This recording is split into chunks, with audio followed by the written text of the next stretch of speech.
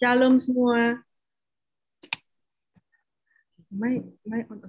Shalom Oke. semua. Jelas. I think ada banyak di sini yang barangkali belum kenal dengan saya. Saya dulu sempat kerja di finance, ya, lalu di sebuah venture capital. Nah, tapi setelah menikah saya jadi full time ibu rumah tangga. Nah, sekarang saya sedang in the process of being certified by a prophetic company untuk melatih tentang bagaimana mengenali dan meresponi suara Tuhan. Nah, prophetic company ini didirikan oleh Dan McCollum out of the mission in Vacaville di California.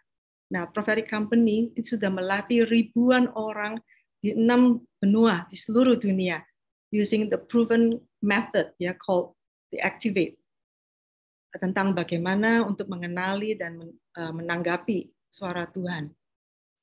Nah, saya sudah pernah mengajar tentang why the prophetic di grup lain, dan karena saya diminta untuk sharing ulang di Reva, di sore hari ini saya akan sharing again tentang why the prophetic, tapi saya akan perluas sedikit, and I will talk also about prophecy. Nah, saudara, seperti yang Anda sudah mengetahui ya, bahwa banyak di kalangan orang Kristen yang tidak percaya bahwa Tuhan itu masih berbicara dengan kita, dan juga tidak percaya dengan karunia-karunia roh. Nah, I grew up the environment of a very traditional church, ya, yang sama sekali tidak percaya dengan bahasa roh maupun karunia-karunia roh. Ya, dengan singkat, saya akan share sekarang 4 kepercayaan yang salah ya tentang the prophetic. Dan saya rasa ini yang sebenarnya membuat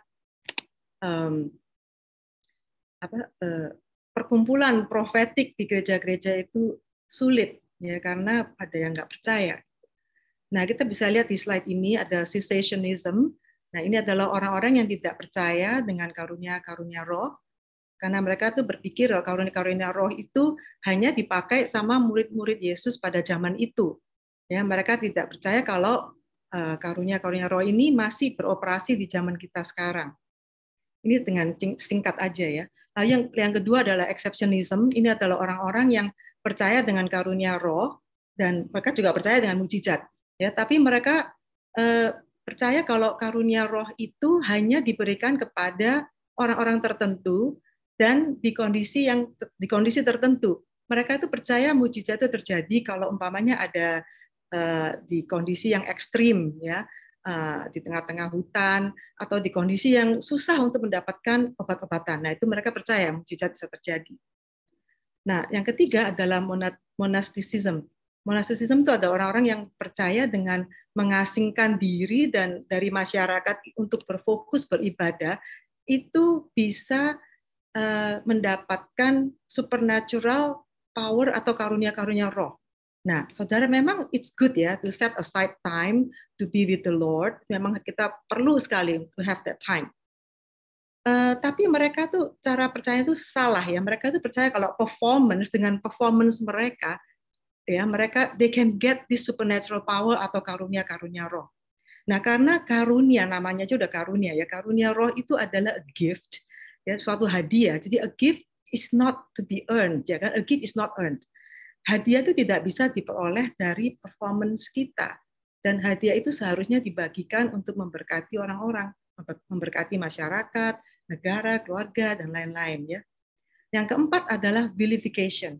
Nah, ini yang banyak terjadi di sekarang ini, saudara. Vilification itu orang-orang yang menerima spiritual information ya dari Tuhan, tapi mereka itu menganggapnya, oh, ini nggak mungkin deh dari Tuhan, ini pasti dari diri sendiri atau dari si iblis gitu. Umpamanya menerima certain image gitu ya, you dapat mental image, a picture, tetapi Anda tuh menganggapinya itu imajinasi sendiri. Nah, this is called vilification. Nah, banyak kalau di abad sekarang ini itu banyak orang-orang yang ada di vilification. Ya, so all these false beliefs ya sudah ada di abad yang ke-3 sampai ke-5 AD, berarti di tahun 300 to 500 AD. Ya, in fact, cessationism dan exceptionism itu ada sejak di abad yang kedua. Ya. Nah, Yesus kan udah mengatakan ya di Yohanes 10 ayat 27, domba-dombaku mendengarkan suaraku dan aku mengenal mereka dan mereka mengikut aku. Kita sebagai domba-dombanya, apakah kita mendengarkan suara Yesus? It is the dignity of sons and daughters to recognize and to respond to the voice of God, to bring heavenly solutions to earthly challenges in all spheres of life. Tidak ada yang bisa memberikan harga diri yang lebih tinggi daripada mendengarkan suara Tuhan. Jadi saudara, tujuan Yesus datang ke dunia dan mati di kayu salib itu bukan hanya untuk mengampuni dosa kita. God's dream and His ultimate goal itu untuk membebaskan kita dari kuasa dosa and to fill us with the fullness of God. Jadi tujuan Tuhan itu tidak berhenti hanya di pengampunan dosa, tapi untuk memenuhi kita dan dengan kepenuhan kealahan. Jadi apa yang memenuhi Allah itu memenuhi Yesus, dan apa yang memenuhi Yesus itu memenuhi kita semua. Mari kita lihat di slide yang kedua, Kolose 2, 9 dan 10. Ya. Sebab dalam Dialah berdiam secara jasmania seluruh kepenuhan kealahan, dan kamu telah dipenuhi di dalam Dia. See, we are all being filled with the fullness of God. If you are in Him, in Christ, we are all filled with the fullness of God. Dan ekspresi dari kepenuhan kealahan ini, the fullness of God, ekspresinya itu, that is the prophetic. Ya, prophetic itu adalah kuasa untuk merasakan apa yang ada di hati Tuhan, kuasa untuk mendengar suaranya, kuasa untuk mengetahui apa yang ada di pikiran Tuhan, dan apa yang Tuhan sedang lakukan.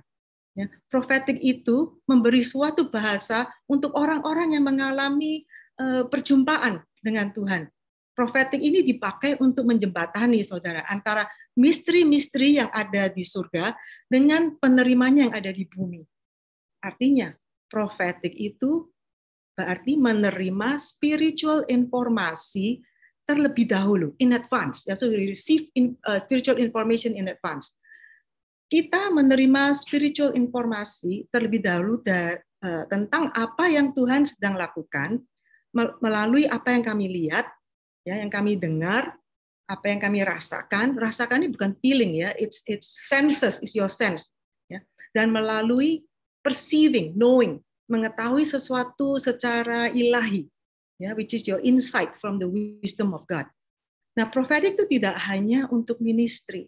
Prophetic is a life skill, saudara, untuk kehidupan kita sehari-hari, di mana setiap hari kita bisa, we stir up the spirit in us to see Him, to hear Him, and prophetic ini memberi kita kesempatan untuk selalu in communion with God. Now, this is a relationship, saudara, a relationship antara Bapa dan anak-anaknya. Dan Tuhan kan menciptakan kita semua manusia serupa dengannya. Sebagai Bapa, Tuhan ingin sekali berkomunikasi dengan anak-anaknya. That is why all of us, believers or pre-believers, are all hardwired to hear God. We are all hardwired to hear God. Okay? Dan sebenarnya itu adalah martabat bagi anak-anaknya untuk mendengar suara Tuhan. Nah, as you all know kekristenan itu bukan agama. Nah, sebagai anak-anak Allah, bukankah kita mau berkomunikasi dengan Bapa? Bukankah kita mau melihat apa yang Bapa sedang lakukan untuk keluarga kita, pekerjaan kita, kota, pelayanan, dan lain-lain? Sebenarnya, saudara, waktu kita datang pada Tuhan instead of datang dengan daftar doa yang panjang, kita juga bisa coba gitu datang, we spend time with the Lord, chit-chat dengan Tuhan, datang pada Tuhan tuh ngobrol, istilahnya ngobrol. Nah, saya itu pernah sekali suatu hari, ada beberapa di sini yang ada di MyPD sudah pernah dengar kesaksian ini. Waktu saya berdoa, saya tuh pernah tanya sama Tuhan begini just chit-chatting gitu Lord, what is your favorite thing about me? Kind of GR gitu Saya tanya Tuhan, Tuhan apa yang the favorite thing about me yang you suka gitu. Lalu saya dengar lagu, saudara, You Are My Sunshine. Liriknya kan begini You are my sunshine, my only sunshine. Lalu yang sangat menarik ke saya itu ini, You make me happy when skies are gray, kan? You never know, dear, how much I love you. Please don't take my sunshine away. Ya kan? The highlight here for me is you make me happy when skies are gray. Saya itu terharu sekali, saudara. Tuhan kok tahu ya? Tuhan tuh tahu kalau saya itu membuat dia my only sunshine. You know, and I said, yes, Lord, you are my sunshine. You are my only sunshine. Di waktu saya mengalami masalah, when the skies are gray, you made me happy. You are the one who make me happy. See, he's not only my daddy, ya, to me, but also he's like my daily manna. You know, kita kan perlu makan ya. He is my daily bread, my daily manna. Because he would talk to me either through vision, you know, an internal vision, external vision, through hearing, internal, external, through scriptures, ya seperti rema, revelation, dan lain-lain, perceiving. Aduh, kira saya tuh happy sekali gitu. You know, that he will communicate to me very, very frequently. Dan kira-kira 2 minggu kemudian ya, setelah saya dapat lagu itu, saya ke Singapura for a meeting. Ini setelah COVID udah mulai buka ya. Nah, setelah makan siang, teman-teman tuh pada mau ngopi, ya kan, untuk melanjutkan lebih detail lagi meetingnya. Nah, salah satu teman saya yang orang Singapura membawa kita ke satu coffee shop gitu. Nah, kita itu nggak ada satu yang memperhatikan nama coffee shop yang kita akan masuk, ya kan? Jadi kita pokoknya masuk aja gitu dan duduk. Saya kaget sekali, saudara, melihat menu yang ada di barcode. Nama coffee shopnya itu You Are My Sunshine. You know, God really has a way of getting your attention, ya nggak? Biasa nama coffee shop itu kan 1 kata, 2 kata, ya nggak? Tapi nama coffee shop ini kok bisa 1 kalimat, You Are My Sunshine. Saya sampai tercengang, saya tuh bengong lihat menunya itu. I said, God, you really, aduh, you touch my heart, you know. I guess God wants to confirm to me that I did hear the song correctly. Yeah, and secondly, He is affirming me that He does like the fact that I made Him my only sunshine. Which is true, I made Him my only sunshine.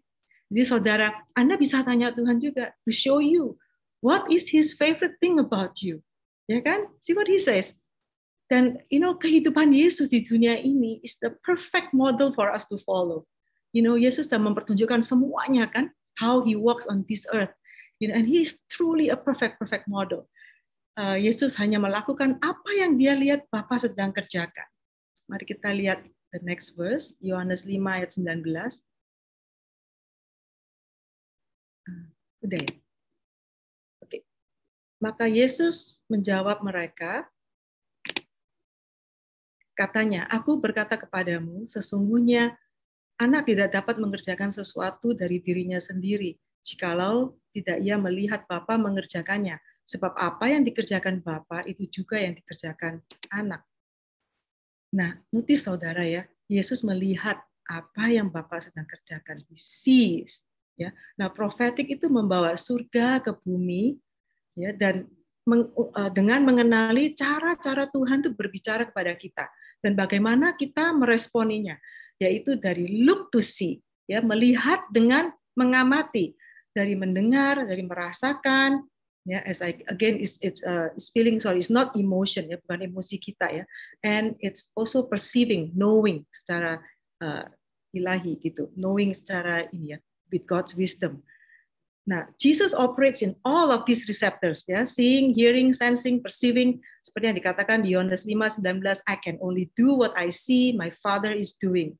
Di Yohanes 14:24, these words you hear are not my own, but what I hear, what my Father is saying. Di Matius 14:14, ia melihat orang banyak yang besar jumlahnya, maka tergeraklah hatinya oleh belas kasihan kepada mereka, dan ia menyembuhkan mereka yang sakit. He was touched. This is feeling.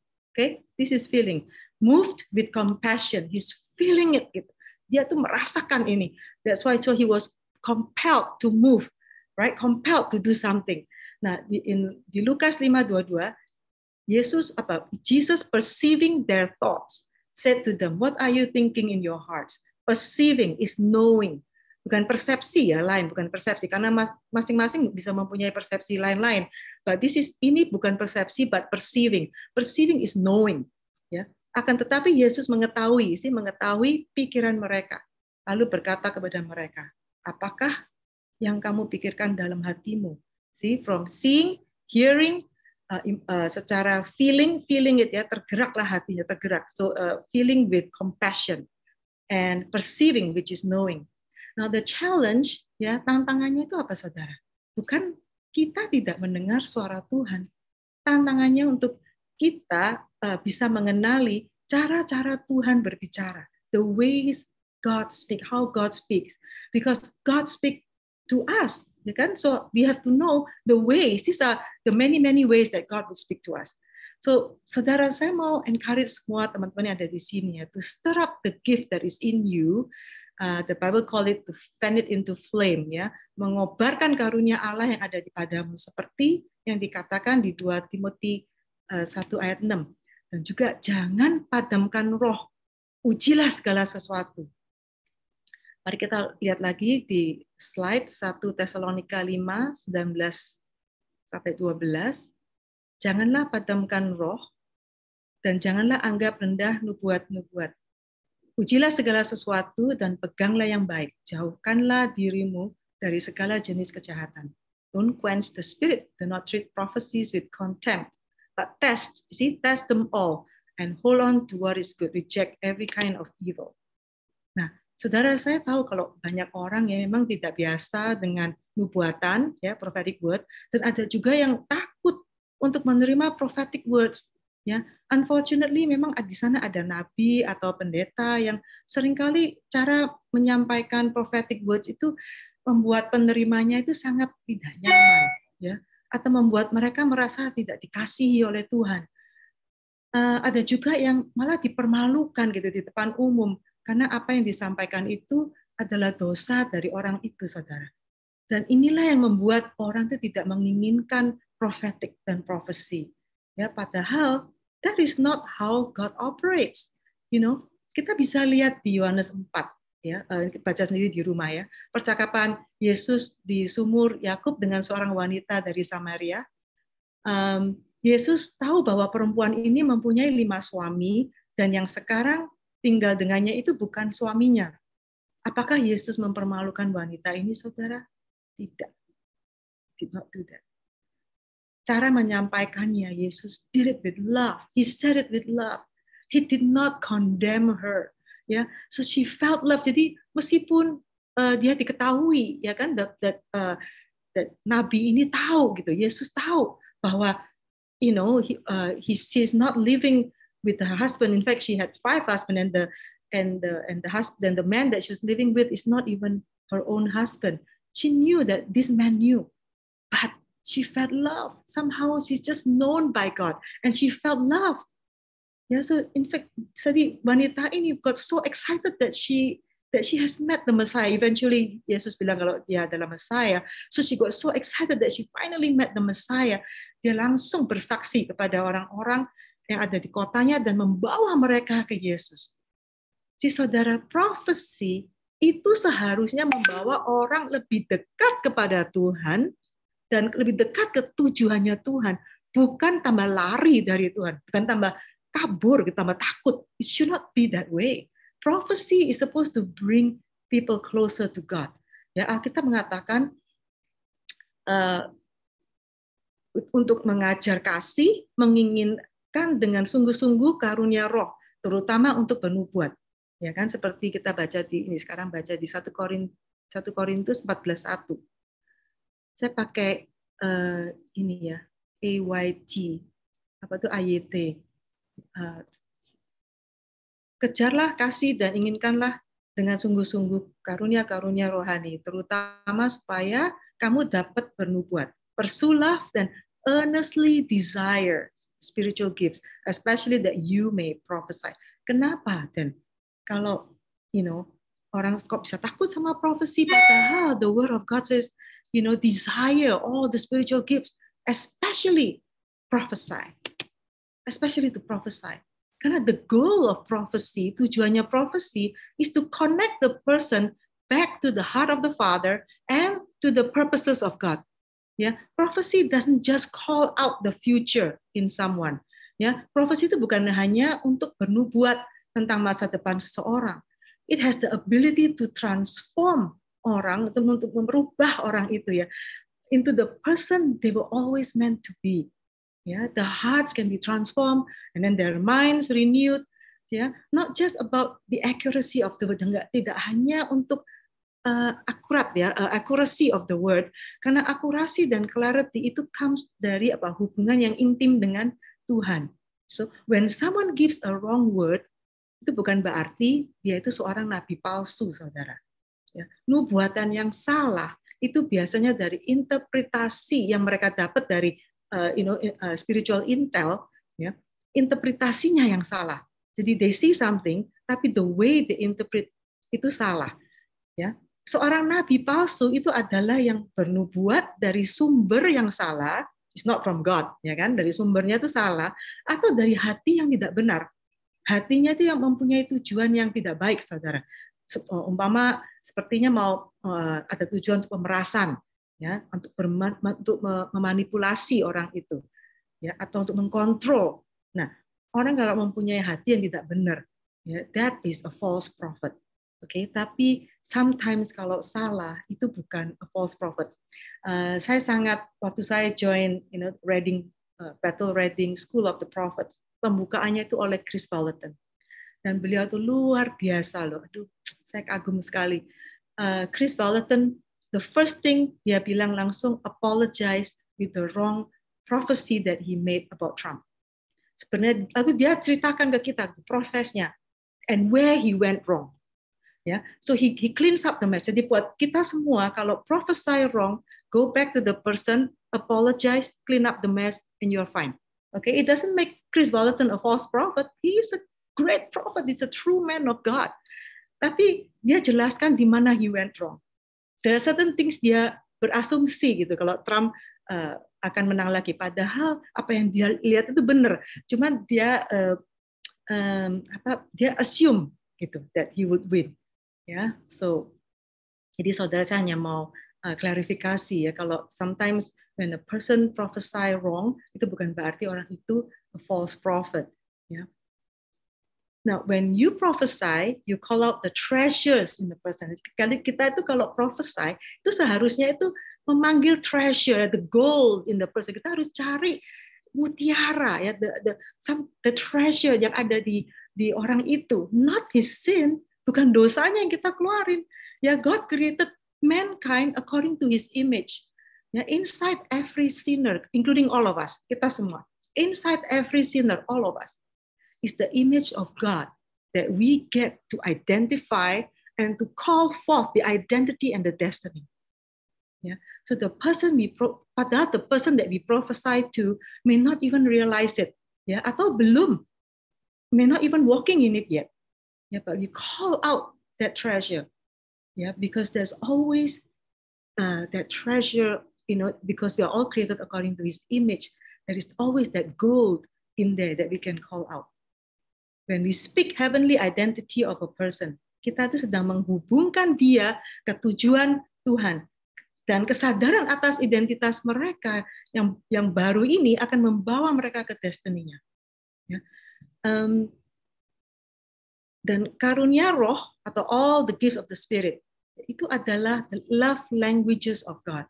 All the gifts, ya, semua karunia roh itu adalah they are actually the love languages of God. Bahasa kasihnya Tuhan.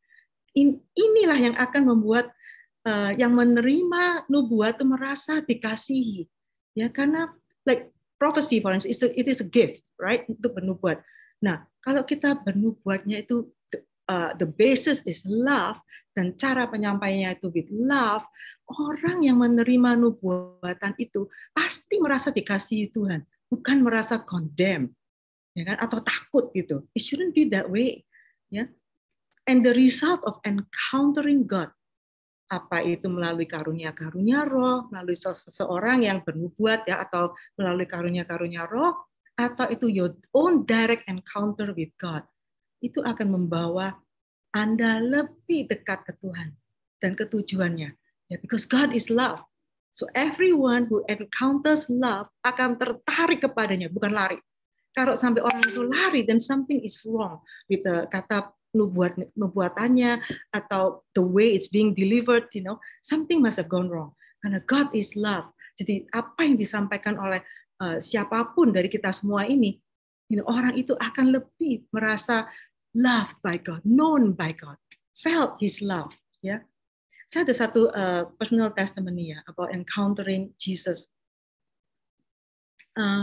Saudara, I understand why ada orang yang bisa sampai kecewa dengan nubuatan, ya, karena salah satu orang yang seperti itu tuh saya, saudara. Ya, saya itu pernah kecewa sekali dengan nubuatan, dan saya itu typically orang yang pegang firman Tuhan itu erat. Saya nggak akan lepas sampai itu terjadi, saudara ya. Saya itu kekeh orangnya gitu, pegang terus. Nah, saya padahal yang nubuatan, yang the prophecy that I received itu dari orang-orang yang famous ya, dan mereka tuh yes they are truly men and women of God. Saya akuin yes they are. Mereka bukan false prophet, no, they are truly men and women of God. Ya. Tapi kenapa saya bisa kecewa dengan nubuatan yang saya pegang, saudara? Ya, kok kayaknya kenyataannya berbeda gitu dengan apa yang mereka nubuatkan. Pada waktu itu saya itu tidak mengerti banyak hal soal the prophetic and prophecy, saudara. Karena saya itu sangat marah ya dan kecewa pada waktu itu ya. Saya marah dan kecewa dengan nubuatan-nubuatan. Saya hampir give up, saudara, prophetic. I want to throw it all out, beneran. Saya itu hampir give up the prophetic, including my own faith, ya, kepercayaan saya. I'm just so tired gitu. Kok kenapa bisa kayak begini gitu. Nah, waktu itu saya ada 2 pendoa ya dari luar. Untungnya si 2 pendoanya ada sama saya. Dan mereka tuh suruh saya untuk berdoa dan kasih tahu Tuhan lah kekecewaan saya itu apa aja. Awalnya saya tidak mau, saudara, because I'm so upset ya. Tapi after like an hour later gitu, saya lalu tutup mata untuk berdoa. Dan saya immediately, the minute I close my eyes, ya, saya itu melihat Yesus berjalan menuju saya. He was so full of love and he was pouring out his love to me through his eyes. Dia tidak berbicara apa-apa, saudara. He didn't say a word to me. Ya, wah, saudara, saya itu tidak tahan. Saya tidak tahan. Saya menangis dan saya itu sampai minta ampun kepada Tuhan. Lord, after all that I said, you still love me. Saya tuh bingung, you still love me. You still pouring out your love to me. Aduh, saudara, perjumpaan ini membawa saya lebih dekat kepadanya. I ran to him. I took many courses on the prophetics and prophecy ya, supaya saya bisa mengerti lebih dalam lagi, saudara. I took many classes seperti School of the Prophets yang ada di Singapura, Cornerstone, School of the Prophets, Bethel Reading dengan Chris Vallotton and Dan McCollum, Prophetic Acceleration, ini like 10 bulan ya, lalu School of Prophetic Trainers, and now I'm in the process, in between this class called the Activate Certified Trainer. Nah, waktu saya di commission di Cornerstone Singapura, saudara, beberapa bulan yang lalu, saya itu menangis terus. God, this is purely your grace. Ini hanya kasih karunia Engkau. Perjumpaan dengan Yesus waktu itu was truly my turning point. Kalau Tuhan tidak show up that day, I would have given up prophetic totally. I would have given up many things, including my faith maybe. Karena saya sangat-sangat kecewa. Dan saya pernah sekali mendengarkan Bill Johnson punya teaching. Disappointment is very deep and very dangerous, karena itu bisa membuat orang totally keluar ya dari keyakinan, dari segala macam. Dan saya ingat itu, saudara. Tapi instead ya, saya bukannya meninggalkan prophetic, saya tambah lari ke Yesus, and here I am now. Waktu I was commissioned di Cornerstone, terus aduh, saya sampai nangis terus, saudara. Saya nggak bisa imagine ya, kalau Yesus didn't show up that day, what's going to happen to me? It's truly His grace. Now I'm right here. I'm sharing with you all about the prophetic because I know, how it is like to be kalau kecewa dengan nubuatan, apalagi kalau pernah disakiti oleh the prophetic words ya. I will explain to you nanti ya what we should do about it. Nah, memang sometimes Roh Kudus itu menunjukkan dosa seseorang, ya kan? Tapi itu bukan untuk dinubuatkan, saudara, ke orang itu. Kalau itu memang terjadi, we should ask the Holy Spirit, ya, solusinya itu apa? Dan apa yang harus dinubuatkan ke orang tersebut untuk membangun orang ini, bukan menjatuhkan, untuk membangun orang ini. Atau ya kita bisa pull the person out, ya, jangan di depan publik, bicara kepadanya in private gitu. Depending on your relationship with this person atau how open is this person, ya, Anda tuh bisa memberi nasihat dengan kasih gitu untuk using the word of God. Ya. Prophecy is for encouraging, strengthening, and for comforting. Dan firman itu dipakai untuk mengajar, mendidik dalam kebenaran, menyatakan kesalahan, dan untuk memperbaiki kelakuan. Ya, mari kita baca bersama ya di 2 Timotius 3:16.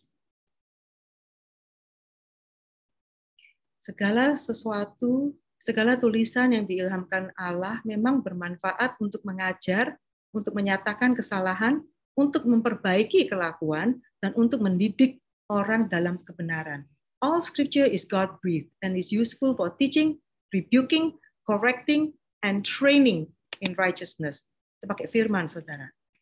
Nah, prophecy, nubuat, itu untuk membangun, menghibur, dan menguatkan. Mari kita baca lagi 1 Korintus 14:3.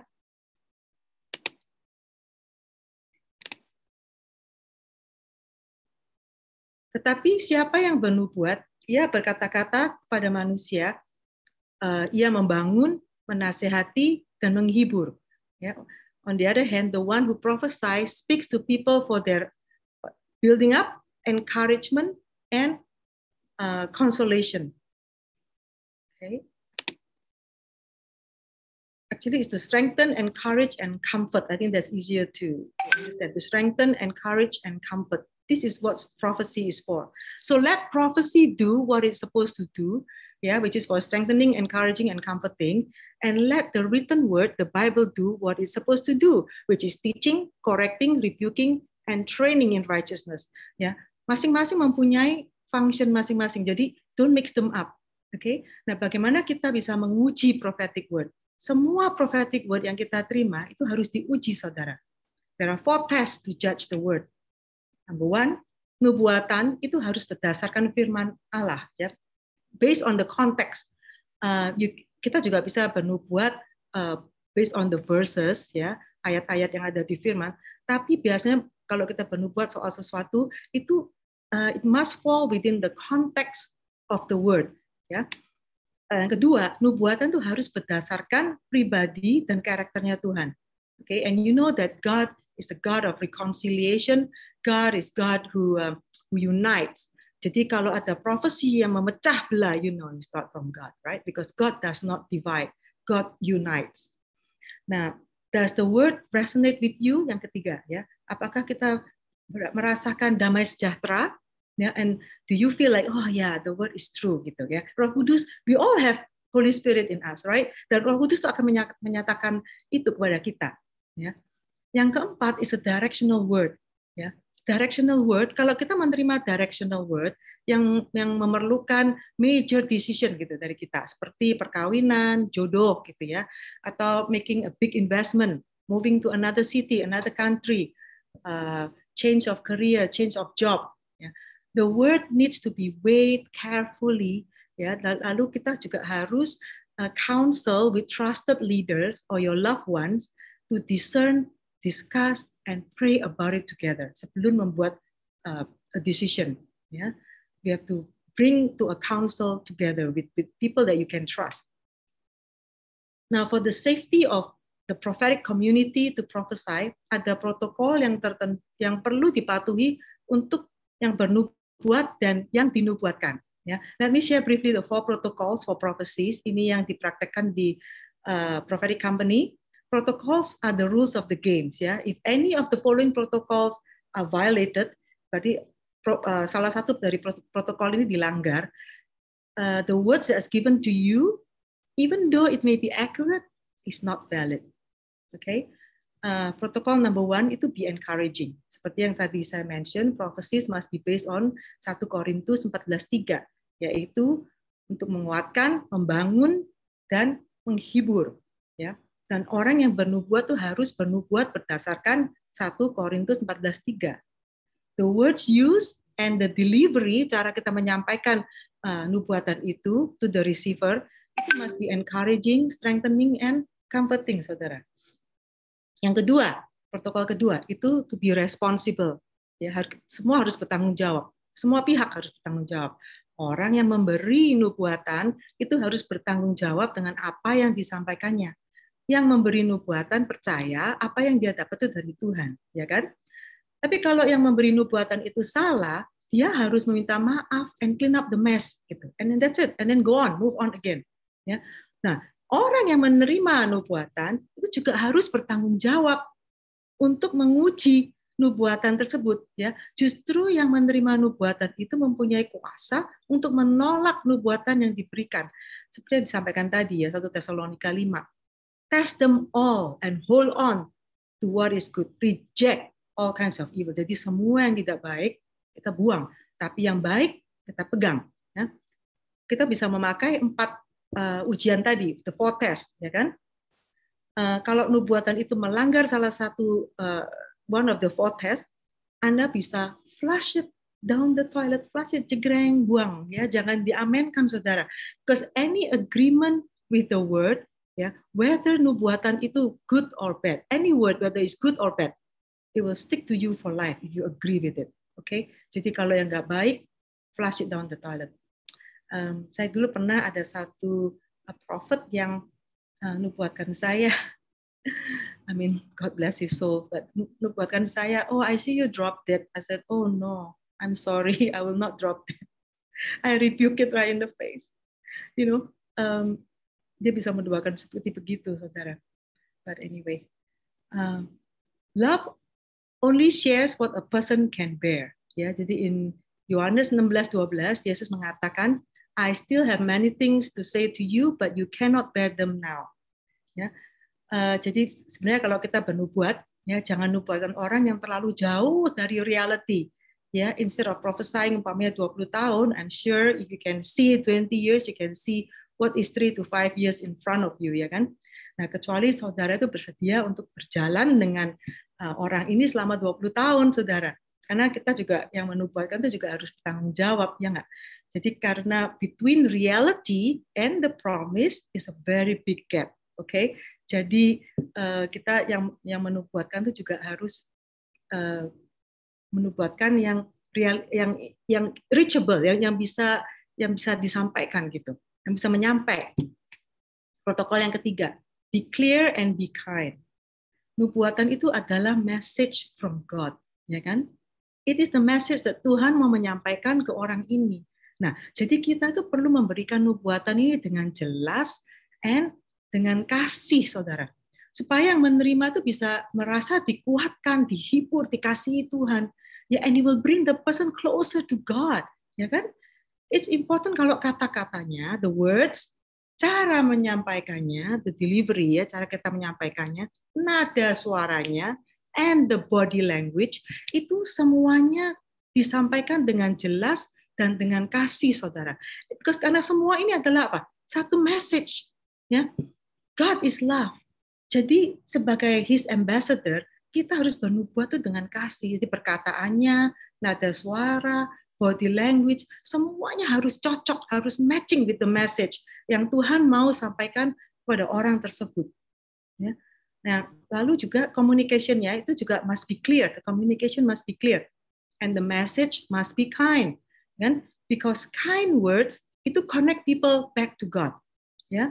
Remember that the goal of prophecy is to connect people to the heart and to the purposes of God. Di 1 Korintus 13:2, if I have the gift of prophecy and I can fathom, I can understand all mysteries, all knowledge, and if I have faith that can move mountains, but I do not have love, I am nothing. Okay? Jadi based on that, so all prophecies and all the gifts of the Spirit, the foundation of all that is love. Okay. Now, protocol number 4 is to be brief and amazing. Now, it's good to train ourselves when we give the word is to be brief and when you're giving the word, ya, karena long prophecy itu bukan, it's not necessarily deep, ya. Sometimes a short one sentence prophecy itu bisa membawa a message yang sangat-sangat dalam, saudara. That is life changing to the receiver. Nah, Jesus gave very short prophetic words that change people's life. Ya kan? Justru kalau kita kadang-kadang profesinya terlalu panjang lebar, kadang-kadang we got lost in the words. Akhirnya kita nggak tahu sebenarnya the main point-nya itu apa, karena kebanyakan dan terlalu panjang. Gitu ya. Nah, Proverbs 17:27, the one who has knowledge use words with restraint. Orang yang berpengetahuan itu menahan perkataannya. Ya, that's why it's good to be brief and to be amazing. Use the words that's amazing. It's important, yeah, that we all learn to stir up our gift. Since we all have been baptized by the Holy Spirit, we don't have to wait for the Spirit to come upon you like in the Old Testament. We can stir up the gift that is in you, and you begin to prophesy anytime. Di 2 Timothy 1:6, for this reason, I remind you to fan into flame the gift of God which is in you. Fan into flame, ya, the gift of God that is in you. Nah, saudara, firman itu mengatakan jangan anggap rendah nubuat-nubuat, ya kan? Jadi apa yang kita harus lakukan dengan prophetic, saudara? Number one, we have to make room for the prophetic. Mari kita lihat di 2 Raja-Raja 4 ayat 10. Dan ini adalah cerita wanita Sunem, ya kan? Nah, ini adalah cerita wanita Sunem yang mengenal Nabi Elia sebagai a holy man of God. Nah, dia dan suaminya itu menyiapkan sebuah kamar untuk Nabi Tuhan beristirahat di kamar kalau dia datang ke tempat mereka, saudara. Mari kita baca bersama, ya. Baiklah, kita membuat sebuah kamar atas yang kecil yang berdinding batu, dan baiklah kita menaruh di sana baginya sebuah tempat tidur, sebuah meja, sebuah kursi, dan sebuah kandil. Maka apabila ia datang kepada kita, ia boleh masuk ke sana. Yang pertama mereka lakukan, saudara, adalah apa? Membuat ruang. Ya, is to make room for the prophetic, saudara. To make a space. Ya, making a space itu bukan soal menambahkan waktu, ya, atau extension of time, bukan, saudara. Ya, making a space itu membuat ruang di hati supaya Tuhan itu bisa beracara di ruang itu. Ya, so God can move and God can Tuhan itu bisa beracara di ruang itu, dan apa yang kita terima dari Tuhan kita tuh bisa mendeklarasikan dengan tujuan prophetic, ya, baik itu untuk bisnis, untuk ministry, untuk gereja, keluarga kita, kota, negara, dan lain-lain. Ya, supaya apapun yang dirilis dengan maksud prophetic itu akan menjadi gelombang yang membawa tujuan Tuhan. Okay, so whatever that is released with the prophetic intention, it will become a carrier wave for the purposes of God. Dan itu akan menjadi suatu pesan, saudara, a message atau suatu atmosphere yang measurable. Karena God is very personal, ya, and then sangat praktis, saudara. Dia tuh tahu semua yang kita butuhkan. With that said, ya, kita bisa operate in the prophetic as a lifestyle. Tidak hanya sebagai ministry. Kalau ministry kan, to prophesy, untuk bernubuat, ya kan, for interpretation of tongues, during the assembly of when everyone gathers together, ya kan, tidak hanya sebagai atau to interpret dreams and visions, okay, or you can speak the word of knowledge, ya kan. Nah, prophetic intercession itu tidak sama dengan intercession, saudara, ya. Nah, intercession is standing in the gap for someone or something, but the prayer comes from the intercessor himself. Yeah, the prayer comes from the overflow of the intercessor's heart, from the intercessor's mind, and from our spirit for someone or something, ya, to God. Jadi dari kita ke Tuhan, ya, from the overflow of our heart, ya, doa yang dari kita, dari the intercessor himself. So the manner is an ascending manner.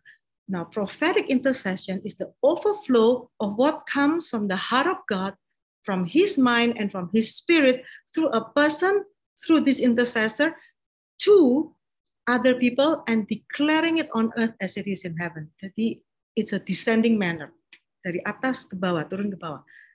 Itu sama dengan prophetic art. ya, yang berbeda dengan normal act, ya kan? Prophetic worship versus worship is different, dan prophetic act, ya, semua yang prophetic itu mendapatkan spiritual information from heaven, saudara, ya, and it is in a descending manner. Yang number two, yang pertama to make room, right, for the prophetic, supaya Tuhan bisa bergerak. So you need to make that room. Yang kedua, to watch or to look to see what God is saying, ya, to melihat dan mengamati apa yang Tuhan sedang katakan. Mari kita lihat lagi di Habakuk 2 ayat 1. Saya mengambil dari ESV, English Standard Version. I will take my stand.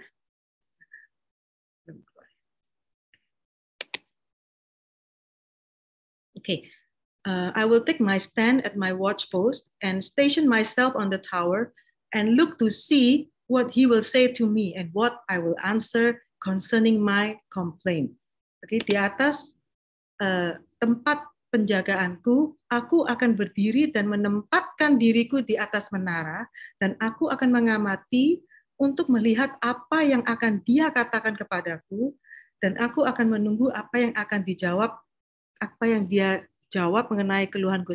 Sebenarnya the English version is what I will answer concerning my complaint. Berarti dan apa yang akan ku jawab atas pengaduanku, ya, bukan dia jawab. Nah, saya dapatkan ini dari version MELT, ya, MELT, karena dia dekat sekali dengan ESV, ya, English Standard Version. Nah, station yourself to see, ya, atau station yourself to hear, itu menempatkan diri saudara untuk melihat, menempatkan diri untuk mendengar. Artinya seeing itu melihat apa yang ada di sekitar. Seeing itu cuma melihat aja, saudara. Karena seeing is a passive process, ya, passive. Looking to see is an active process, ya. Looking to see itu melihat dengan memperhatikan, mengamati, ya, dengan tujuan untuk mendengar apa yang Tuhan akan bicara, with an intention, ya. Prophetic datangnya itu dari looking to see, saudara. Apa yang Tuhan sedang bicara, dari apa yang ada dari apa yang dari sekeliling kita, ya. What is it that God wants to speak to you? Ya. Jadi it's very important, saudara, for us, ya, to station ourselves, ya, station yourself to see what God is saying or what God is doing. Kita harus memposisikan diri terus, saudara. Ya, we can ask God, how can we partner with you, Lord? Ya, kita bisa bertanya apa yang kita harus doakan hari ini, namanya. Apa yang kita harus release for breakthrough, dan apa yang ada di hati Tuhan dan apa yang Tuhan ingin kita lakukan, saudara. Nah, Prophet Graham Cook mengatakan begini, what you do with intention, with what you receive by intuition, you will achieve acceleration. Jadi apa yang akan Anda lakukan secara sungguh-sungguh dengan apa yang Anda terima melalui intuisi, maka Anda akan mengalami percepatan, saudara, ya. Because your acceleration, it depends on your obedience, ya kan? Depends on your spiritual acceleration. It depends on your rate of obedience and your intention. Okay, seberapa sungguh-sungguhnya Anda mau to partner with God, ya, with that intention to receive, and not just to receive, but to do it. Ya kan, Tuhan menunjukkan sesuatu, it's not for fun. Tuhan menunjukkan sesuatu so that we can partner with Him to do something. Ya kan? Nah, saudara, do you believe that apa yang Tuhan katakan itu pasti terjadi? Mari kita baca di Habakuk 2 ayat 3. Sebab penglihatan itu masih menanti saatnya, tetapi ia bersegera menuju kesudahannya dengan tidak menipu. Apabila berlambat-lambat, nantikanlah itu, sebab itu sungguh-sungguh akan datang dan tidak akan bertangguh. Ya, the revelation awaits an appointed time. Semua revelation itu ada appointed time. It speaks of the end and will not prove false. Though it lingers, wait for it. It will certainly come and it will not delay. Jadi saudara, prophetic, which is to see or to hear in advance, ya. Itu Tuhan selalu berbicara sebelum sesuatu terjadi. Seperti mau ada warning, mau nasihat, supaya kita tuh bisa prepare ourselves for what's coming and to pray about it. Okay? And ask for clarity and ask God what to do and how to align with Him. Ya, saya itu belajar satu hal. Salah satu kunci untuk breakthrough ya itu adalah ketaatan, saudara. Ada juga salah satunya juga itu endurance ya. One is endurance, the other is ketaatan dan banyak hal. Of course intimacy dan lain-lain ya. Dan dari ketaatan ini ya between the word which is released by the Lord and the promise ya. Tengah-tengahnya itu proses, saudara. God is interested in our process, saudara. Karena to go from point A to point Z, ya, secara proses kita harus melewati point B, point C, point D, benar nggak? Nah, setiap kali kita taat, kita akan lanjut ke step berikutnya. Taat di B, langsung ke C, taat di C, langsung ke D, dan seterusnya, saudara. Nah, our spiritual growth itu depends on the rate of our obedience. The faster you obey, the faster you move forward, saudara. Tapi kalau kita tidak taat, kita akan berputar-putar di tempat yang sama, saudara. Seperti yang kita sudah belajar, ya kan, di Keluaran, bagaimana Musa dan that whole generation tidak bisa masuk ke tanah perjanjian because of their unbelief, ya kan, and their disobedience and unbelief. Nah, kembali lagi saudara ke Habakuk 2:1. Jadi tujuan profetik itu untuk melepaskan apa yang Tuhan katakan, apa yang Tuhan sedang kerjakan, mau itu di keluarga kita, pekerjaan, marketplace, di mana-mana, saudara. Dan ini akan terjadi waktu kita membuat ruang untuk prophetic, ya, untuk menempatkan diri, to station ourselves, ya, untuk melihat, untuk mengamati, to look, to see apa yang Tuhan katakan di kehidupan kita masing-masing. Yang ketiga, you want to pull your future to the present, menarik masa depan kita ke saat ini. Ya, this is one of the prophetic. Di 1 Chronicles 25, Raja Daud mempunyai prophetic worship team, saudara. Ya, Asaph was the gatherer. He's the one that gathers the prophetics, all the prophetic words. Ya, he prophesied under the direction of the king.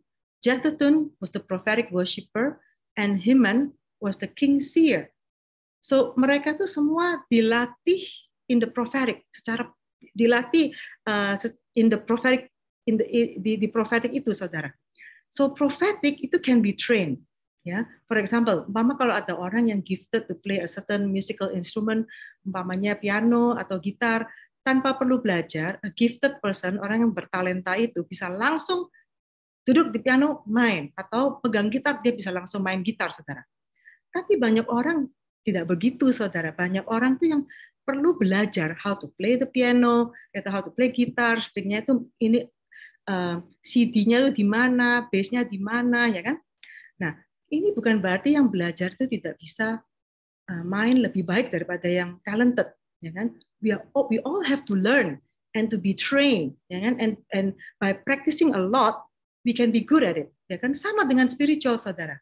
There are people that are given the gift, ya, like the gift of prophecy, for instance. Tapi buat yang tidak mempunyai karunia untuk bernubuat, Anda bisa belajar, ya, dan dengan training and constant practice Anda akan bisa bernubuat. Ya. Ini bukan berarti kita belajar nubuatan itu harus begini-begini, bukan, ya. You are trained on how to hear God, how to be sensitive in all your senses, ya. That is your training. And you must always listen to what the Holy Spirit is saying sebelum bernubuat. Di Ibrani 5 ayat 14, ini di TPT, mari kita baca bersama. Ya, tetapi makanan keras adalah untuk orang-orang dewasa yang indera rohaninya menangkap hal-hal surgawi dan mereka telah terlatih dengan baik oleh apa yang mereka sudah alami sehingga muncul dengan pengertian antara apa yang benar-benar sangat baik dan apa jahat dan yang berbahaya. Solid food is for the mature, ya kan, whose spiritual senses, ya, perceived heavenly matters and they have been adequately trained. Jadi training itu penting sekali, saudara. When you speak of new thing by pulling what is in the future to the present, you're actually changing the atmosphere of the current state. Ya, mari kita baca lagi di Yesaya 42 ayat 9. Nubuat-nubuat yang dahulu sekarang sudah menjadi kenyataan. Hal-hal yang baru hendak kuberitahukan. Sebelum hal-hal itu muncul, aku mengabarkannya kepadamu. The former things have taken place. Now the new things I declare. Before they spring up into being, I announce them to you. Ya. Nah, sebagai prophetic worshiper, ya, apa yang Anda nyanyikan, nyanyikanlah lagu yang tidak hanya untuk season yang sekarang, saudara, tapi nyanyikanlah lagu untuk season yang juga akan datang, maybe 3 years down the road, gitu. Ya, for you, for your family, atau untuk pekerjaan, untuk pelayanan dan lain-lain. As you sing what is coming based on the prophetic word received from God, you're actually pulling the future to the present. Ya, karena kita keep on declaring. So your declaration itu will determine your experience. Apa yang Anda deklarasikan di perkataan maupun di nyanyian itu akan menentukan pengalaman Anda, saudara. Karena saudara bisa merubah atmosfer di saat saudara itu bermitra dengan apa yang Tuhan sedang bicara. Your current structure, ya, maybe may not yet fit for now, okay, for what God is saying. Maybe it's still too small right now, ya kan, your current structure. But as you speak it, but as you sing it, terus speak it and sing it until the current structure continues to grow to fit into what God says, saudara. How? Bagaimana caranya, saudara? Ini yang saya belajar, saudara, ya. As you agree with the word, Tuhan, Mama mengatakan sesuatu. You agree with the word by speaking it and singing it all the time. Okay, He will direct you step by step how to grow your current structure. Jadi bukan suddenly you become somebody. Nggak begitu, saudara. Ya, Tuhan akan guide you step by step. Okay, now you do this. Okay, now you do that. Now you do this. Take this, take that, take this, take that. Gitu. Go this way. Turn to the left. Turn to the right. Yeah, He will direct you step by step until your current structure grows and grow so that at the appointed time, your structure is big enough to fit into what God says. Now, this needs partnership and obedience to the Holy Spirit, saudara. Kita harus memitra tanpa being a partner with the Holy Spirit, dan kalau kita tidak taat, itu tidak akan terjadi, saudara. Ya. Nah, beberapa saat yang lalu Tuhan tuh berbicara, saudara, melalui anjing pom saya, ya, si Oli itu my white pom, ya, lucu deh dia tuh Oli itu. Kalau saya duduk di mana, dia tuh suka berdiri, lalu dia garuk-garuk, saudara, dia minta saya ngangkat dia, gitu, mau duduk bareng. Nah, lately, it's just this year, I think earlier this year, suddenly dia tuh bisa sering begini, saudara. Dia kalau udah garuk-garuk, dia berdiri garuk-garuk, lalu dia itu turn around, memposisikan diri, then he will look back at me, like punggungnya tuh dihadapkan ke saya, lalu dia tuh look back gitu, melihat, ayo angkat-angkat gitu. Nah, lalu saya angkat dia gitu kan. Nah, tiap kali begitu, terus one day saya lagi mau breakfast, saudara, he did the same thing, ya kan, garuk-garuk. Waktu saya mau angkat dia, I heard a voice, and the Lord says, do you position yourself to receive what you've been praying for, saudara? I think this word is for everyone. Do you position yourself to receive what you've been praying for? Apakah kita telah memposisikan diri untuk menerima apa yang Anda sedang doakan? Sekarang gini, I give an example, ya. Kalau kita sedang mendoakan, Mama mau lepas, ya, dari smoking, paling gampang dari smoking. Ya. Apakah kalau kita memposisikan diri, berarti we should be walking in the same direction as what you're praying for. Benar nggak, saudara? Kalau kita doa untuk lepas dari smoking, berarti kita arahnya itu harus apa?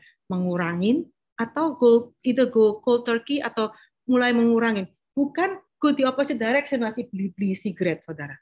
Kalau kita masih beli sigaret, apakah kita in alignment with God? No. Are we positioning ourselves in the right direction? No. Karena when we agree with the word, kalau kita sudah amen nih, Tuhan sudah bicara, do you position yourself? Okay, Lord, apa yang saya harus lakukan sekarang? What else that I have to do in order to position myself to receive what we've been praying for? Ya, kita harus tanya Roh Kudus, apa itu? Kadang-kadang we might miss it karena kita nggak tahu, ya kan? Jadi our heart have to be in alignment. We have to agree with the word, right? I agree. Okay, so my heart aligned. pikiran juga harus align, saudara. Karena kalau pikiran nggak align, nanti your heart agree, tapi pikirannya masih ke sana, masih mau beli rokok. Padahal the heart, oke, saya mau lepas dari rokok. Pikiran nggak align, pikiran masih mau beli rokok. So the mind also have to align with your heart. So your heart align, your mind align according to the word, then your action will be the same. You'll be walking in the same direction as what you are praying for. Waktu itu, okay, then you just wait matter of time. His amen, his yes is waiting for your amen. I think it's in Corinthians ya kalau nggak saya, Corinthians 20 atau Corinthians 20. His amen is waiting. His yes is waiting for our amen to receive the yes. Amen. You know, his yes has been circling, waiting for our amen, waiting to land into our amen, because he's waiting for someone whose heart is ready, okay, to receive what you've been praying for. So, saudara, sebelum saya recap yang tadi ini, saya mau share juga one last topic before I end, yang mudah-mudahan ini bisa lebih jelas why we have to walk and why we have to minister in the New Testament way, seperti bernubuat sesuai dengan perjanjian baru. Ya, mari kita lihat perbedaan antara the Old Testament and the New Testament prophets.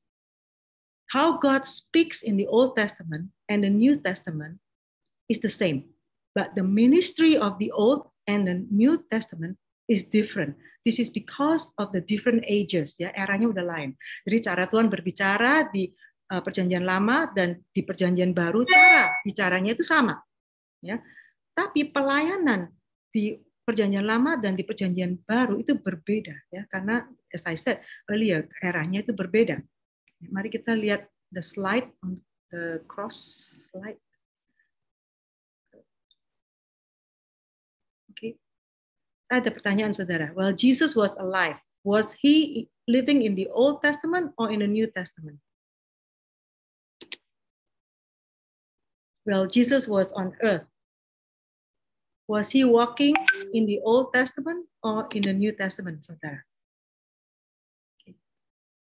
Now, the answer is he was living under the Old Testament. Karena Yesus belum mati di kayu salib untuk menetapkan perjanjian baru. Hanya di kematian Yesus, ya, di atas kayu salib, dia telah menyelesaikan pekerjaannya. That's when he said it is finished. That is when dia menutup perjanjian lama, and when he was resurrected from death, Tuhan Yesus he established the New Testament. Okay, so he closed the Old Testament. Upon resurrection from death, he established the new. Ya, Yesus menjembatani, saudara. You can see from that cross, Yesus menjembatani antara perjanjian lama dan perjanjian baru. Ya, he is the bridge between the two.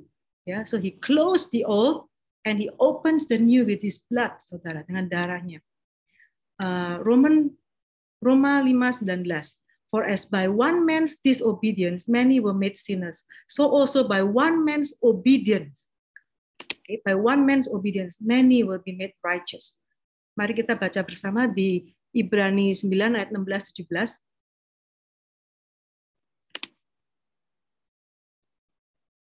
Surat wasiat seseorang hanya dapat berlaku setelah orang itu terbukti sudah mati. Sebaliknya, surat wasiat itu tidak dapat diberlakukan bila orang yang membuatnya masih hidup. Ya, so a person's last will and testament can only take effect after one has been proven to have died. Ya. Otherwise, the will cannot be enforced while the person who made it is still alive. Ya. God initiated the law, ya kan? Hukum Taurat itu Tuhan yang initiate dulu waktu Musa, ya kan? Jadi only at the death of Jesus the Old Testament can end, ya. And at his resurrection Yesus itu membuka the New Testament, and that's when the New Testament began. Old Testament prophet minister under the law. Kita kembali lagi ke tadi itu yang the cross. Ya. Old Testament prophet minister under the law. Okay. And the main focus is what? On judgment of sins. Makanya at that time, during the Old Testament days, a savior is needed, ya kan, for redemption of our sin. Nah, redemption itu adalah penebusan, ya kan, to buy back, to free captives from harms and distress. Ya. Whereas in the Old Testament, they use atonement. To atone means to make good for doing something that is wrong. And to atone, in the Old Testament mereka tuh memakai apa? Animal sacrifice. Ya. Now in New Testament there's an exchange at the cross. Jesus traded his life. He bought our sins with his precious blood once and for all, one time only. Okay, once and for all he did it. New Testament prophets minister under grace, bukan untuk menghakimi dosa-dosa manusia, saudara. Karena hanya Tuhanlah yang bisa menghakimi dosa. Yesus telah mati di kayu salib dan menanggung dosa-dosa dunia, sehingga kita tidak lagi bercelah di mata Yesus, di mata Tuhan. Justice was created at his death on the cross. Okay, keadilan itu diciptakan pada saat kematiannya di kayu salib. Murka Tuhan ada di atas kayu salib, saudara.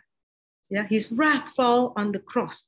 Karena dosa telah dilunasi, maka dari itu keadilan telah diciptakan di atas kayu salib, saudara. Because Jesus has paid all of our sins.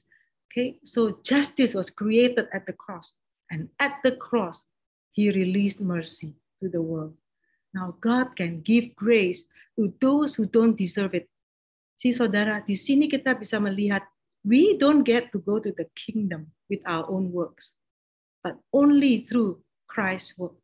Okay, because hanya melalui Yesus we can go to the kingdom.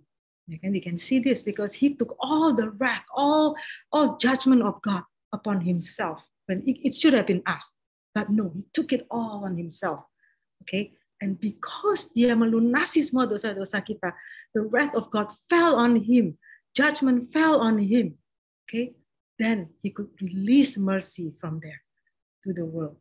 In the Old Testament, the Holy Spirit rests on the prophets. Ya kan? In the New Testament, the Holy Spirit already lives in the prophet, lives in us, right? Like in Joel 2:28. Yeah. In the last days, I will pour out my spirit on all flesh, and everyone can prophesy. The young men will see visions, the old men will dream dreams. Why? Pencurahan Roh Kudus. This happens at Pentecost. Ya kan? The Old Testament prophet is a lone ranger, saudara. Mereka itu berjalan sendiri karena gereja belum didirikan pada waktu itu. New Testament prophet works together in a prophetic community. They're supposed to work together with apostles, para rasul, with teachers, with all the fivefold ministry in the church. Jadi tidak boleh jalan sendiri, harus mempunyai prophetic community. In the Old Testament, hukum Taurat itu melarang kita untuk masuk ke kerajaan surga. Why? Karena nobody can fulfill all the commandments, kan? Only Yesus bisa fulfill all the commandments. Dan nabi-nabi mereka itu bertindak sebagai pengawas di perjanjian lama, saudara. Jadi mereka tuh tidak hanya mengawasi, tapi juga mereka tuh memperbaiki kelakuan, menyatakan kesalahan orang, mendidik orang dalam kebenaran, dan menghakimi dosa. Okay? The prophet does a lot of things. Yeah? But in the New Testament, saudara, Jesus came to fulfill the Old Testament and establish the New Testament. Yeah. So prophecies have to follow the new way of prophesying. Ya, yaitu yang tadi kita bahas, encouraging, strengthening, and comforting. Nah, by encouraging, by strengthening, by comforting seseorang, this is foretelling. Yeah, there's another way of prophecy, which is foretelling, F-O-R-E, foretell. Foretell is to tell the future, ya. Yeah? But foretelling is to cause the future. Yang saya tadi ceritain number 3 itu, to pull what is in the future to now, so that whatever you have right now, so karena you bisa lihat what is in the future, you declare your current position, okay, declare it and obey and walk with the Lord, partner with Him until you reach the future.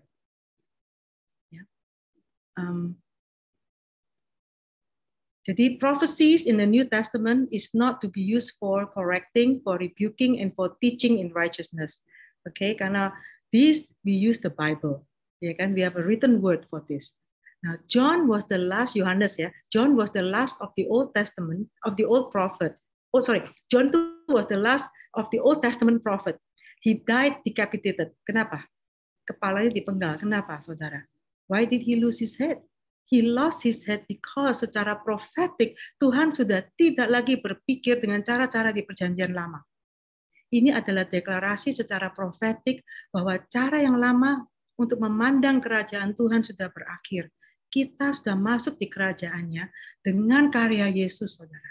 It is by His grace, dengan kasih karunia Yesus. Bukan dengan prestasi kita. It is not by our performance. Okay? We cannot enter in the kingdom of God by being self-righteous. Okay, by trying to be good or by trying to do good works. Kita ini diselamatkan hanya oleh kasih karunia Tuhan, bukan dengan prestasi kita sendiri. Maka dari itu, saudara, kalau kita menghakimi orang, ya, melalui profesi atau apa ya, kita sedang membawa penghakiman kepada diri kita sendiri. Mari kita membaca di Matius 7, 1 dan 2. Jangan kamu menghakimi supaya kamu tidak dihakimi, karena dengan penghakiman yang kamu pakai untuk menghakimi, kamu akan dihakimi, dan ukuran yang kamu pakai untuk mengukur akan diukurkan kepadamu. Okay. Dan kita baca lagi di 2 Korintus 5, 17-19, saya ambil dari AYT. Jadi siapa yang ada di dalam Kristus, ia adalah ciptaan baru. Hal-hal yang lama itu sudah berlalu. Lihatlah, hal-hal yang baru sudah datang. Semua hal ini adalah dari Allah yang memperdamaikan kita dengan dirinya melalui Kristus dan memberi kita pelayanan pendamaian itu, yaitu dalam Kristus Allah mendamaikan dunia dengan dirinya sendiri, dengan tidak memperhitungkan pelanggaran-pelanggaran mereka atas mereka. Di sini tidak memperhitungkan pelanggaran-pelanggaran mereka atas mereka, dan sudah mempercayakan berita pendamaian kepada kita. Jadi saudara, Tuhan telah membuat semuanya itu baru dan telah mendamaikan kita dengan dirinya melalui Kristus dan memberi kita pelayanan pendamaian itu, the ministry of reconciliation, untuk mendamaikan dunia dengan dirinya sendiri. And this ministry of reconciliation tidak lagi memperhitungkan pelanggaran-pelanggaran mereka atas mereka. Ya, this is forgiveness, saudara. Ya, karena tidak lagi memperhitungkan pelanggaran-pelanggaran. This is forgiveness and mercy. Ya, ini adalah pengampunan dan belas kasihan. Ya, jadi Tuhan telah memberi kita kuasa untuk mengampuni orang lain melalui pelayanan pendamaian ini, saudara. Jadi mengapa kita kalau begitu, mengapa kita kembali lagi ke pelayanan penghakiman yang dilakukan dengan para nabi di Perjanjian Lama, saudara? Para nabi di Perjanjian Baru bukan untuk menghakimi dosa-dosa orang, tetapi untuk menguatkan, membangun, dan menghibur orang-orang, saudara. Ya, in the Old Testament, God has to create judgment for justice in order to release mercy. Ya, di Perjanjian Lama, Tuhan harus menciptakan penghakiman untuk keadilan untuk merilis belas kasihan. Di Perjanjian Baru, God does not have to create judgment for justice in order to release mercy, because justice was already done on the cross.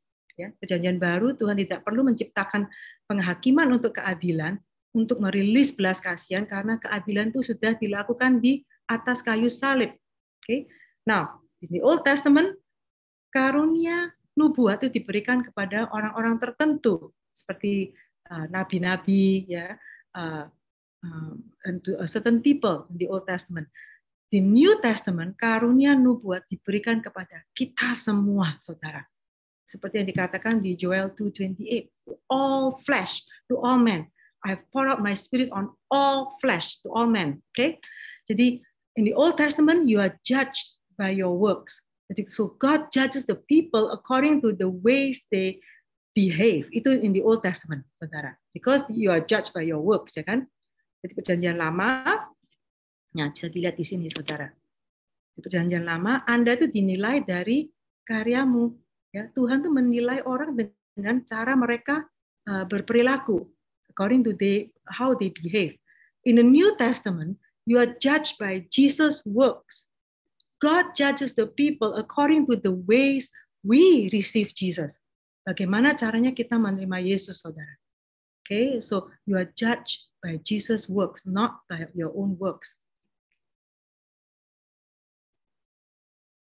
Now, sekarang kita lihat the difference ya between the Old Testament Elia and the New Testament Elijah. Ya, Perjanjian Lama Elia is a ministry of judgment, dan pelayanan penghakiman, di mana semua 450 nabi Baal yang hadir di Gunung Karmel itu semua mati, saudara. 1 Raja-Raja 18 ayat 40. But the New Testament Elijah, which is the ministry of reconciliation, itu to restore the hearts of the fathers to the children and the hearts of the children to their fathers. This is the reconciliation, the ministry of reconciliation. You can read that in Malachi 4 ayat 6. Yaitu mengembalikan hati bapak-bapak kepada anak-anaknya dan hati anak-anaknya kepada bapak-bapaknya. Ya, ini ada di Malaki 4 ayat 6, saudara. Pelayanan pendamaian. Jadi saudara, kita jangan lagi kembali hidup di perjanjian lama, saudara. Di mana di perjanjian lama ya, we need to perform. Kita harus berprestasi instead of leaning on Jesus' work. Di mana we have to depend on self for righteousness, trying hard to fulfill the law, thinking that you can please God by doing good works. Instead of what? Instead of depending on Christ's righteousness. Ya kan, di perjanjian baru kan we are supposed to be depending on Christ's righteousness, knowing that God loves us and He's pleased with us. Okay, dan yang ketiga, in the Old Testament kita masih memakai ministry of judgment, masih ngejudge orang, pelayanan penghakiman, yaitu apa? Menghakimi sesama, saudara. Padahal Yesus telah mempercayakan kita with what? Ministry of reconciliation, yaitu forgiveness and mercy. So we don't want to nullify the work of Christ on the cross, okay, by going back to the old ways of doing things. Ya, so kita nggak mau membatalkan, saudara, karya Yesus di kayu salib dan kembali ke cara-cara yang lama. Jadi saudara, be aware to live on the right side of the cross. Okay, kita jangan sampai hidup dan berjalan on the wrong side of the cross. Okay, wrong side meaning the Old Testament ways. We should be doing things in the New Testament ways, ya kan? From victory, not for victory, because everything has been done on the cross. It is all finished. He's done it all. What we have to do is what, saudara? Receive. Receive. Love is to be received. Everything is to be received. It's not our efforts to do and do and do. It's not that, saudara. There's nothing that we can do, saudara. So many things we can't do. I'm not talking about work, yeah. I'm not talking about career. I'm not talking about that, okay? I'm talking about for yourself, the life of an individual, okay? Receive, saudara, is about receiving the love of Christ. The more we spend time with the Lord, the more we behold Him, the more we become like Him. Yeah, we become who or what we behold. Okay, so if we behold Him, we become more like Him. Yeah, and then we become more fruitful. That's when you find the fruits of the Spirit. Okay, so let's recap now. Mari kita lihat slide-nya lagi. Apa yang kita harus lakukan dengan prophetic? Number one, we make room for the prophetic. We have to watch or look to see what God is doing, okay, and to pull your future into the present. Yeah, pull your future into the present. Okay, that's for your city, your relationship, your business. Now, this is prophetic, saudara. Yeah, we need to walk in the Word of God and to be led by the Spirit in whatever we do, supaya kita tuh bisa menjadi berkat dimanapun kita berada, saudara. Prophetic is not only a ministry skill. Okay, mari kita mempelajari lebih dalam dan berjalan di prophetic, saudara, because this is a life skill, saudara. Okay, with that, thank you and God bless you, saudara.